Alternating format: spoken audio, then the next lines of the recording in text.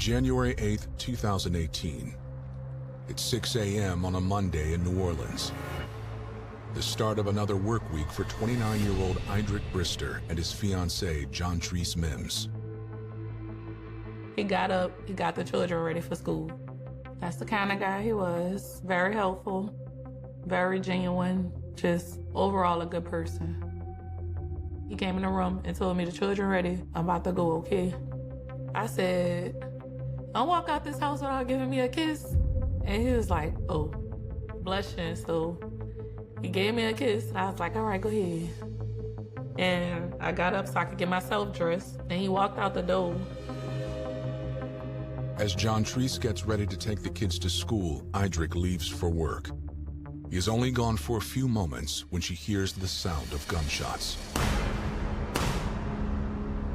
I'm like, these dudes in New Orleans crazy. Like, it's too early to be out here shooting.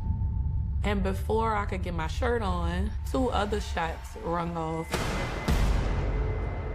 Like, those 2 was very close. So now I'm tripping. I don't have no shoes on my feet. I'm running outside. And Idric is laying on the ground at the end of my steps. Oh my God. I called the police first. I told them what happened. And I called his mama. I could barely speak. I just kept screaming like, this not real. Like who would do this?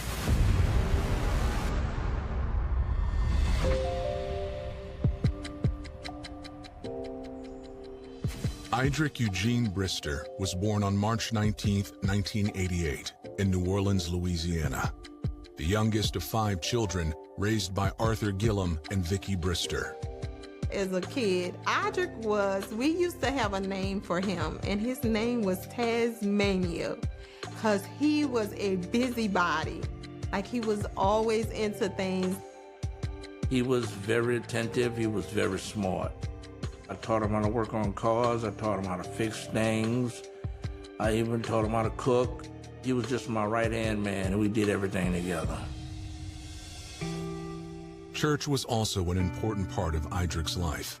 Starting in the 6th grade, he was part of a youth program designed to keep kids off the streets. They went out, they ministered to people. You know, if someone was going through something, they always assisting and talking to them and just showed love and helped them along the way. But that didn't mean Idric was immune to making mistakes. As a teenager, he was arrested a couple of times for minor drug possession. He has got into some trouble, and it's basically the same path, helping somebody. The first time he was riding with a friend, and the friend had marijuana. He wasn't smoking it, but the friend had marijuana when the cops stopped him, and it was in the car. In his early 20s, he took the fall again, this time for a girlfriend. That young lady had marijuana in the house, and it was hers, but he wouldn't dare let her go to jail, you know. So he took the charge, and he went to jail, even though he knew he had probation for marijuana. It resulted in a 3-year prison sentence. But even behind bars, Idric tried to help others. He just loves people. While he was serving his time, he was holding Bible studies, he was helping guys back there and, you know, ministering to them. When he got out in 2014, Idric was even more focused on his faith. He even became a carpenter. He worked for a construction company, Woodward. I mean, it was a blessing because, I gave him some of these talents. And in other words, I was duplicating myself in him, but to be better than I was. I was so proud of Idric, trying to get back on the right track. And he assured me that, listen, I'm not going down that route ever again. Then, in 2017, Idric met the woman who would make his life complete, Jontrese Mims. July 7th, I talked to my cousin Brittany. She was like, you should swing through. We're going to a party tonight. I got there and Idric was frying fish. When I walked in the door, y'all, Idric was staring at me with this huge smile on his face. Never met this boy in my life. Like, who is this? From the beginning, it seemed like a fairy tale. Me and Idric talked the whole night. And we slept on a sofa together. Literally, like, talked until we fell asleep on the sofa. The next morning, me and Idric woke up before everybody. Idric set the table up like we was at a restaurant. So we eating breakfast, and he's still staring at me. And he was like, am I ever gonna see you again? John Treese had had some not great relationships in the past, and this one felt so much healthier. Soon as me and Idric started dating, we was glued. He was me and I was him. Like, we were one person for real. We went on 4 dates a week. We'll go uptown, we'll go out, we'll walk on Frenchmen, we'll go to museums, art galleries. No stopping. Like, he never had a moment where he was like, I need a break. He was just amazing. While John Treese worked long hours as a nurse, Idric was there to help her with her children. When I get home from work, Idric is on the floor with the children doing homework for hours. He has put them in the tub already. He done took Sky hair down. They done ate dinner. My dinner waiting for me. My children never experienced what Idric was showing us. After only a few months, they both knew they wanted to spend the rest of their lives together. Yeah, Idric found a house in the 17th that we wanted to move into. Idric took care of all the maintenance that had to be done. It wasn't inspected until January 8th. January 7th, on a Sunday, me and Idric went uptown and we driving around, we having the time of our life. We decided to go across the river by his family house because they was making music. Idric used to rap. And he was a poet, a very good one.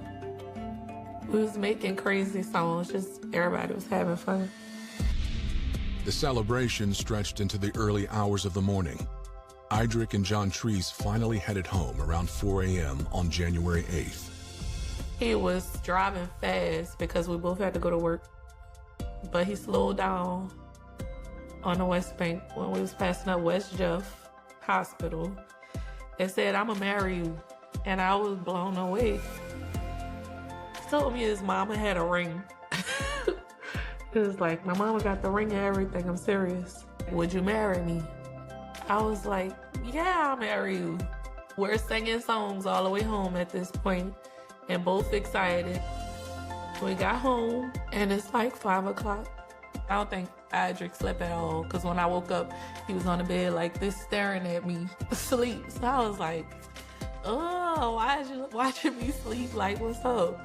He was like, you're just so beautiful. But just hours after they became engaged, the happiest night of their lives has suddenly turned into a nightmare. Now Idric lies unconscious and bleeding in front of their home, the victim of a shooting. He's alive, but barely. The police get there and the ambulance there and all that, and they putting him on a stretcher. At this point, I didn't see where Idric was shot at. I just saw a bunch of blood. When I arrived, I met with the units on scene and asked them what they have. They informed me that they had the victim, they had a single gunshot wound to the head. They also pointed out a bunch of .45 caliber cases. They were all located right around the victim. To police, it looks like Idric was shot at close range. The fact that only one of the bullets hit him indicates the gunman wasn't experienced. There were strike marks in a wall where, of course, he most likely missed. We weren't able to tell exactly which shot hit him, but I'll tell you this, where he got shot at, unfortunately, that would have dropped him right there where he stood. This was a deliberate targeting of this young man. Who in the world could possibly want to hurt Idric Brister? 29-year-old Idric Brister has been rushed to the hospital in critical condition following a shooting outside his New Orleans home. Investigators are now looking for clues to explain what happened. We searched the area, maybe see if we could find some footprints or car, tire marks, anything like that to kind of lead us as to how this person got away from there, you know, a getaway car or something like that. We weren't able to find anything. All we had was casings, a victim, pretty much that's it. Idric's new fiancée, Jontrese Mims, says it doesn't make any sense to her either. He don't have beef with nobody. Like, this is the sweetest guy I know. I couldn't understand why somebody would want to do this to him. I asked her, I said, well, what about yourself? Do you have anybody that maybe you having problems with or anything like that? She said no. She said she's a church-going person. She really doesn't have any problems like that. I was so tore up. I'm like, it's gotta be mistaken identity. Like, my boyfriend don't mess with nobody. Police know the area has experienced drug-related violence before, but according to Jontrese, Idric isn't involved in anything like that. This isn't some drug deal gone wrong. There were no drugs on scene. Idric was an angel. So at the time, we were thinking maybe it was a robbery. Maybe somebody was trying to carjack him. But his car is still there. His wallet is still there. This isn't a robbery gone bad. This isn't a drive-by shooting either, because this isn't like there was a spray of bullets and a car screaming by. Somebody has to want to kill this man. It's an assassination. The only person who might be able to give them answers is undergoing emergency surgery. I'm newly engaged, and my fiancé is hurt, and I can't talk to him. When we got there, they said it didn't look good, but they said they're gonna do all what they can. And I expressed that, hey, do whatever you have to do in order to save him. I paced a lot. I did a lot of pacing, you know, back and forth, just praying. And, you know, the doctors come out and they telling us that they went through like 33 pints of blood. Several hours later, Idric is finally stabilized, but it's still unclear if he'll recover. They let us see him later that night, and he wasn't himself no more. He didn't look like Idric. They did so much work on his head. Of course, he couldn't talk. He wasn't moving. His family, his brothers, and friends is like going crazy.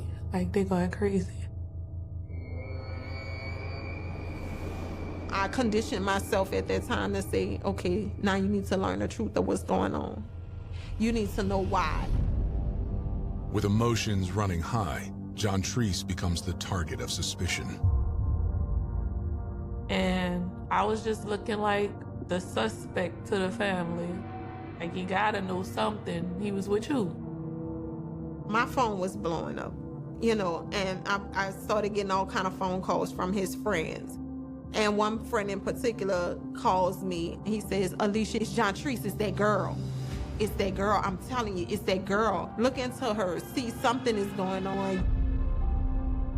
I went to her and I said, I think it's time we need to talk. So we took a long walk down the hall and we talked for maybe like a good hour. Jontrese assures Idric's sister she had nothing to do with the shooting, but she is starting to suspect she might know who did. Her ex-boyfriend, Christopher Alexander. Chris was my third boyfriend in my life. My kid's dad was my second. And I moved out of my mom's house and I let Chris come live with me. He had a daughter as well. I got a message from Chris saying, I heard what happened around now. I'm so sorry you're going through something like that. If you need me, I'm always gonna be here for you, etc., etc. Like, how you heard what happened around this, it ain't make it to the news yet. Even though Chris had friends in my neighborhood, you know, it's early in the morning. Nobody's really outside. So I said to her, did he do this? And she said, there's nobody else that would want to hurt Audrey. Christopher was someone that helped bring up her kids. He had been in and out her life, but he did not want to let her go. John Treese says when the relationship ended, Christopher didn't take it well. And when John Treese moved on, he became jealous of Idric. So now that I'm understanding like the whole elements of their relationship and this whole triangle that's going on, I say you need to get up and you need to go to the nearest police station. She said, go talk to the police, say something, fight for my brother. Don't let his life just be in vain. Like, you know, he would have did it for you, do it for him. And she was right. I sit on the 4th floor praying, God, hear my prayer. This is me begging God, like, please, let him stay.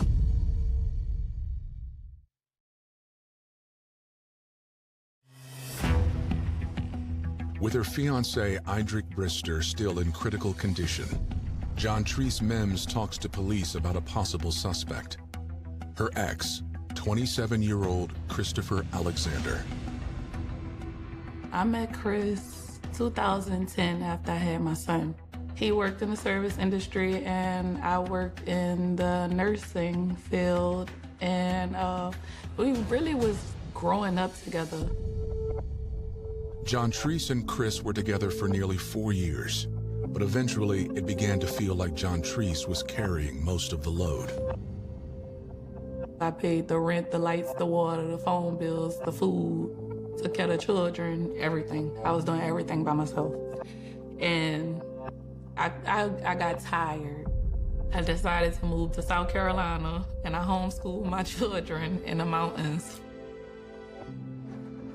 The separation only lasted 3 months. When John Treese returned home for Christmas in 2014, she wound up getting back together with Chris. It's not a surprise because she had been involved with him for so long. It's very difficult to just cut that off mentally, as well as spiritually sometimes. And they were very young. But the relationship quickly soured again when Chris revealed a heartbreaking secret. He didn't even know how to tell me. Like, I remember he just bust out crying in the living room and told me a girl had called him and told him that she had a child for him. So he basically was messing with the girl before I left New Orleans, but he didn't think it was gonna be nothing like he got her pregnant. After that happened, we broke up. Still, Chris wasn't ready to give up. He came to my church and he proposed to me in front of my church. I kept saying, Chris, no, no, no, no, please stop. Like, cause he's on a microphone saying my whole name, like, John Treese Yvonne Mims, would you please? I said yes. John Treese immediately knew that was a mistake. So now I'm kind of like trying to find a way to tell him this is not what I want. Because when Chris get heartbroken, he gets so heartbroken. I mean, like, cry 4 hours on my sofa, on my porch. John Treese tells police that she stayed with Chris for a while.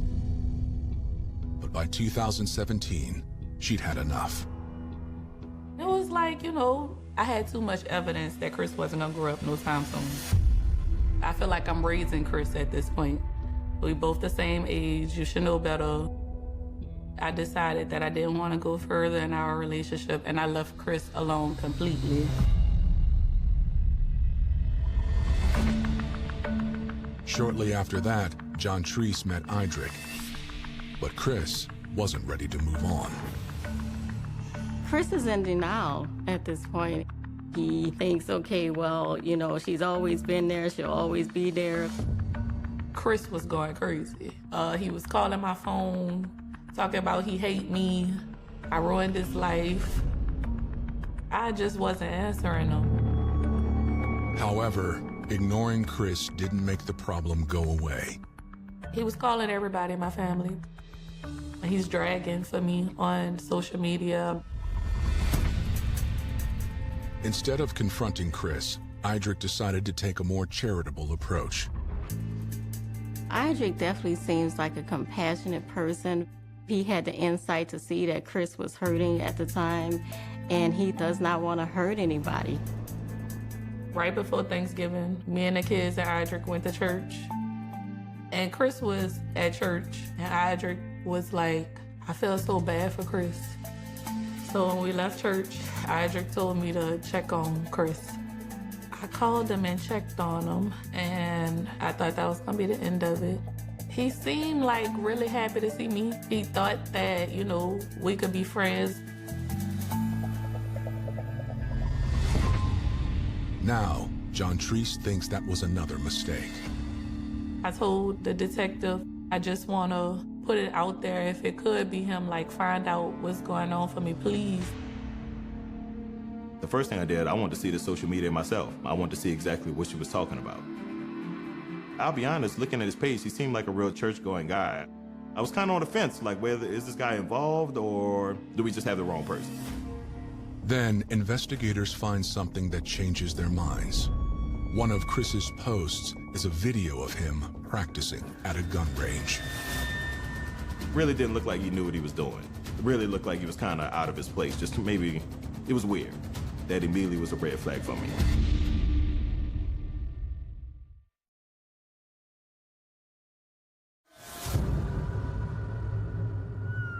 New Orleans police suspect Christopher Alexander might be connected to the shooting of 29-year-old Idric Brister. But his loved ones have other things on their minds. After 2 days waiting by his bedside, it becomes clear he's not going to recover. I wake up on the 10th and I'm shaken up. And God says to me, Alicia, you have to let him go. He wants to leave. On the morning of January 10th, the family decides to take him off life support. They came and spoke with me about being an organ donor. I said he already is an organ donor. So they had me to sign papers to release of his organs and so forth. And from that point, we went in the room and prayed. I talked with him, gave him a hug, gave him a kiss, and told him I'll see him on the other side. My mama came in the room on the phone, and she was like, Tree, let me talk to you. He fought a good fight. I was like, what you mean he fought? Like, that's a past tense statement, like, and they told me he didn't make it. I was just in a state of disbelief and awe. I couldn't get words to come out.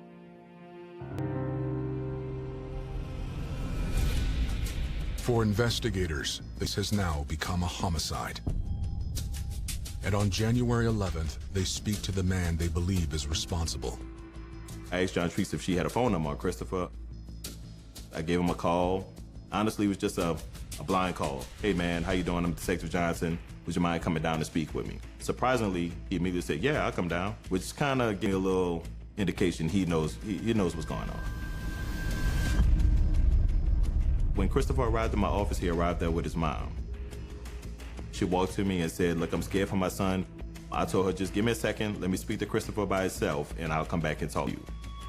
When Christopher agreed to come into the interview room with me, we sat down. First thing I did, I introduced myself. And then I read off our Miranda rights form. I asked him if he knew why he was here. He said yes. He said that people were saying he had something to do with John Treese's boyfriend getting killed. But Chris claims he couldn't have shot Idric because he was with a dancer he met online. He said, I met a girl the day before named Candy.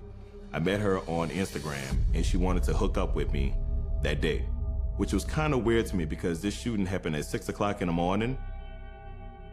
He seemed really nervous. He was sweating, he was stuttering while he was talking, fidgeting with his hands. All signs that any seasoned detective would know is you're most likely being untruthful about something, you're hiding something. To test Chris, Detective Johnson leads him to believe they have evidence that he's lying. I told him, I said, hey man, look, I have surveillance video from the area. I saw you there. I know you're involved with it. Come clean. And I'm staring at him. He got quiet for a little while. You hear the little clock in the corner just tick, tick, tick, tick, ticking away. And then, after what seems an eternity, He looked down. He looked back up and he was like, I did it. I killed him. when Detective Johnson asks him to explain further, Chris suddenly goes quiet. So the detective tries a different tactic. I asked him if he would mind if I bring his mom in. He said yes. I walked the mom in, and she tells me about people threatening her son and all these things that were going on. I looked at her, I said, look, we're here, you're in the police station, but you don't need to take any of this that we talk about and tell it to the world. You don't need to do that. And so he went on and he confessed it to his moms, what he had done. Chris says he took a cab to John Tree's house the morning of January 8th and waited, hiding outside. And when he saw Eindrick leave for work, he fired, missing the first few times. He told me he shot the victim in the head. He had one single gunshot wound. By him having that information, I knew he was the person, because nobody else should know that. His mom, she's just over there just looking. She almost has a blank stare on her face because I don't think she was ready for what she was hearing also. At that time, I authored an arrest warrant. He was placed under arrest. We thought it was a slam dunk. He goes to prison, you know, and serve his time and just move on in life. But there's a major problem for the prosecution.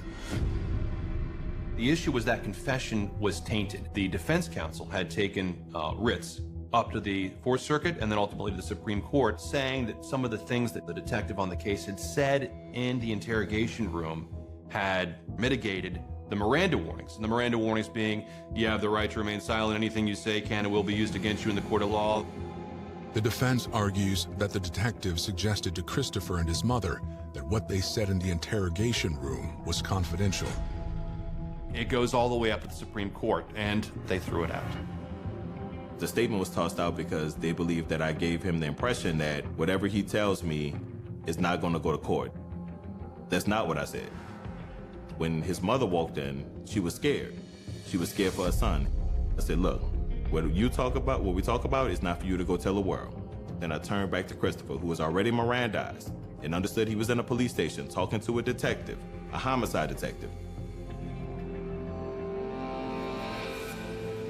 But without further evidence, prosecutors know there's a good chance Christopher will go free. We don't have anything besides this confession from this defendant and a lot of what we call circumstantial evidence. What isn't conclusively is saying he did it for sure. So I'm walking into a case that's more or less dead on arrival. In addition to the inadmissible confession, legal wrangling that upsets Eindrick's family and the revelation of a surprise motive means the drama of this story is far from over.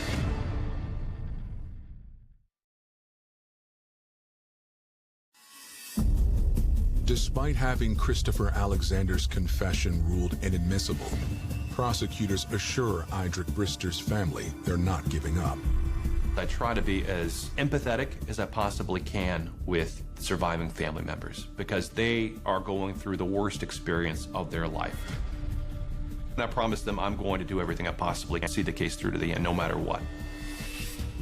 The Supreme Court had suppressed Christopher Alexander's confession, but they had suppressed it after Detective Rael Johnson was trying to alleviate the mom's concern, but what Alexander said before was all admissible, right? So we have all that part of his statement to work with. He made this story up that he was in the area because he was going to meet a stripper that he had met on Instagram. However, there's no evidence of that anywhere in his phone, right? Anywhere on his Instagram. So we can shoot holes in that. My next step was go over to the cab company and speak with them. That morning, maybe at like 5:45, a little bit before 6 o'clock, he caught a cab ride over to the location. The interesting thing is that he gave the location that is directly behind the house where the murder happened. He gave the exact address, he just gave a different street. 4. You know, we had a case that was circumstantial. We could put him near the scene, but we didn't have enough really to link him beyond a reasonable doubt to the murder. The family, you know, of course they were distraught, and they were at a point of desperation where, you know, they wound up talking to, you know, the media about what occurred, and they were upset with me. And guess what? I can't even blame them. 2 years passed with no further movement on the case, leaving the prosecution team little choice but to attempt a plea bargain. It was my hope, rather than go into a trial where we've got a very, very low chance of winning, that we come to some sort of terms on a reconciliation. And so I approached the new defense counsel with that idea. He would admit guilt, admit that he did this, and plead to the crime of manslaughter. Manslaughter comes in when it's what?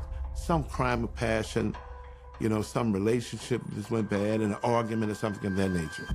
So in that situation, the mitigating factor is, hey, let's try to get a manslaughter, and then the judge can sentence him in this state from 0 to 40 years, and not life. But Eidrich's family sees it as a betrayal. I would not allow it. I mean, he admitted doing it. That wasn't right. So I was in their office almost every week. In 2021, the family's persistence pays off when the newly elected district attorney instructs prosecutors to drop the plea bargain and start over. I close all the loops with Detective Johnson. We check off every lead has been run down, every possible avenue of evidence has been uncovered. We did a search warrant for his social media. At that time, we were able to get back all of the conversations that they were having. And also John Treese, she provided us with some of the conversations because she had access to it. You could see through the fall, I guess, of 2017, right? As they kind of escalate, he goes from just, I'm sorry, I love you, I want to get back together with you, to all caps, to why are you doing this to me? Why are you ripping out my heart? One series of messages reveals a bombshell of a motive. I slept with Chris that November of 2017. And I told Eidrich. He told me he knew. He said he thought it would happen multiple times before I actually would be honest and tell him. But this was already at the time I stopped answering Chris messages. Chris is desperate. He feels like he needs John Treese. He's not going to survive without John Treese. If Chris was hoping Eidrich would kick John Treese out, he was disappointed. Eidrich told me, like, we gonna be good, and everything gonna be fine. There was only one way Chris could get her back. I think this is the point when he decided he was going to kill Eidrich Brister. Not because he hated Eidrich Brister, but because he loved John Treese Mims. More than 4 years after Eidrich Brister was murdered, the case finally makes it to trial. Prosecutors still don't have any physical evidence proving Christopher Alexander pulled the trigger. But they're hoping circumstantial evidence and testimony from John Treese Mims will be enough to sway the jury. I'm extremely scared, but I know I gotta do it. I know I gotta get past this. I gotta get it done. Eidrich was my strength. When I got there, I saw Eidrich's daddy, Arthur, and Alicia. I wanted to hug them, but they told us we couldn't really talk to each other. They set me in a room right outside the courtroom, and I saw Chris. He looked me in my eyes like, I just still love you to death, I don't care. No remorse in his eyes. And it made me sick to my stomach because you really a devil. Like, you really evil. You done went all these years and ain't find no type of peace within yourself. You don't want to say sorry. During the trial, John Treese got up there, and I'll be honest with you, that was very emotional to see her up there speaking about, what occurred. Never in her wildest thoughts thought that Christopher would do something like this. And I broke down on the stand. I went through a couple of years of trying to forget all of that and just keeping my good memories with Audric in my head. But it brought me back to what I went through. John Treese tells the jury about her tumultuous relationship with Chris and his escalating anger when she wouldn't take him back. He was still in love with her, but she didn't want to be with him anymore. He was begging her, he was pleading her to be with her.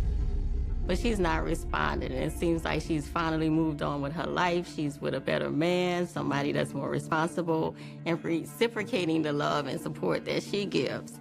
So Chris then decides, okay, well, I'll show you how much of a man I really am. I'm not a child.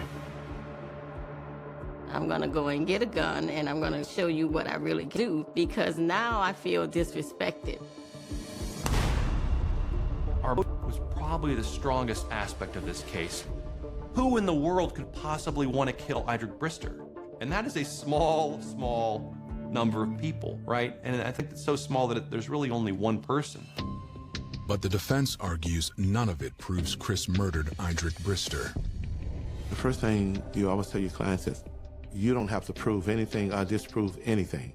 The state must prove your guilt beyond a reasonable doubt. This is what we call circumstantial evidence, right? And the law says that must exclude every other reasonable hypothesis of innocence. The defense believes the state hasn't met the burden of proof.